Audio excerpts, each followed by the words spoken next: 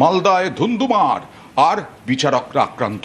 এতেই বেজায় ক্ষুব্ধ সুপ্রিম কোর্ট, ডিজিপি, মুখ্য সচিব, এসপি, জেলা শাসক শোকজ।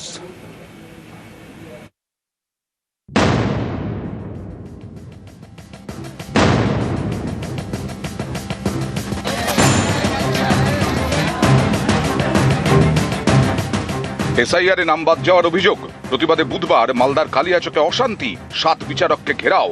এতে ক্ষুব্ধ সুপ্রিম কোর্ট। বৃহস্পতিবার সুপ্রিম কোর্টের প্রধান বিচারপতি বলেন, আমি রাজনীতিকরণ চাই না। বুধবার রাত 2টো পর্যন্ত রিপোর্ট নিয়েছি। মৌখিকভাবে কড়া মন্তব্য করতে হচ্ছে। আমাদের কাছে খবর আসে 7 জুডিশিয়াল অফিসারকে কালিয়াচকে ঘেরাও করে রাখা হয়েছে। এর মধ্যে 3 জন মহিলা।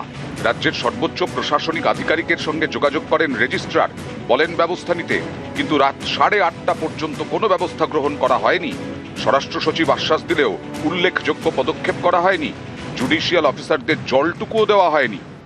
কলকাতা হাইকোর্টের প্রধান বিচারপতি জানিয়েছেন, ঘটনাস্থলে পুলিশ সুপার বা জেলা শাসক যাননি। রাজ্যের ডিজিপি এবং স্বরাষ্ট্র সচিবকে ফোন করেন হাইকোর্টের প্রধান বিচারপতি। এরপরে তারা প্রধান বিচারপতির বাড়িতে যান। সেখানে বৈঠকের পর 7 জন বিচারককে উদ্ধার করা হয়েছে। উদ্ধার করার পরেও তাদের গাড়িতে ইট ছোড়া হয় এবং লাঠি দিয়ে হামলা হয়। এটি কোনো সাধারণ ঘটনা নয়। বিচার বিভাগের অফিসারদের মনোবল ভেঙে দিতে পরিকল্পিত এবং উদ্দেশ্য প্রণোদিত পদক্ষেপ, যাতে বিচার প্রক্রিয়া বন্ধ করে দেওয়া যায়। আমরা কাউকে নিজের হাতে আইন তুলে নিতে দেব না। এতে পশ্চিমবঙ্গ সরকারের গাফিলতিও রয়েছে। কলকাতা হাইকোর্টের প্রধান বিচারপতি প্রশাসনিক গাফিলতির কথা জানিয়েছেন। তখন মামলাকারীর আইনজীবী মেনকা গুরুস্বামী বলেন, নির্বাচন কমিশন একাধিক আধিকারিককে বদলি করেছে রাজ্যের বাইরে, আমাদের কিছু করার নেই। সলিসিটর জেনারেল তুষার মেহতা তখন বলেন, বদলি সবসময়ই হয়। কমিশনের আইনজীবী ডিএস নাইডু বলেন, আইএএস আইপিএসদের বদলি নিয়ে মামলা হয়েছে কলকাতা হাইকোর্টে, সেটা খারিজ হয়ে গেছে। বিচারপতি জয়মাল্য বাগচি বলেন, সেটা নিয়ে প্রশ্ন তুলছি না।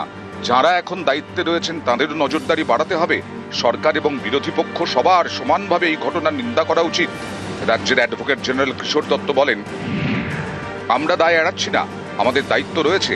বিচারপতি জয়মাল্য বাগচি বলেন, আপনাদের পদক্ষেপ করা উচিত যাতে জুডিশিয়াল অফিসাররা নির্ভয়ে দায়িত্ব পালন করতে পারেন। এরপরেই কড়া নির্দেশ। নির্বাচন কমিশনকে সুপ্রিম কোর্টের নির্দেশ, মালদার ঘটনার তদন্তভার সিবিআই অথবা এনআইএ কে দিতে হবে। কেন্দ্রীয় সংস্থা তদন্ত করে সরাসরি সুপ্রিম কোর্টে রিপোর্ট জমা দেবে। মুখ্য সচিব, ডিজিপি এবং মালদার জেলা শাসক ও পুলিশ সুপারকে শোকজ করা হলো। প্রত্যেককেই আগামী সোমবারের শুনানিতে অনলাইনে উপস্থিত থাকতে হবে। বিচারকদের নিরাপত্তার জন্য কেন্দ্রীয় বাহিনী মোতায়েন করতে হবে। বিচারকদের বাড়িতেও কেন্দ্রীয় বাহিনী দিতে হবে। তাদের পরিবারের সুরক্ষা সুনিশ্চিত করতে হবে। বিচারকদের নিরাপত্তা সুনিশ্চিত করতে নির্বাচন কমিশন এবং রাজ্য সরকার যা যা পদক্ষেপ করার তা করবে।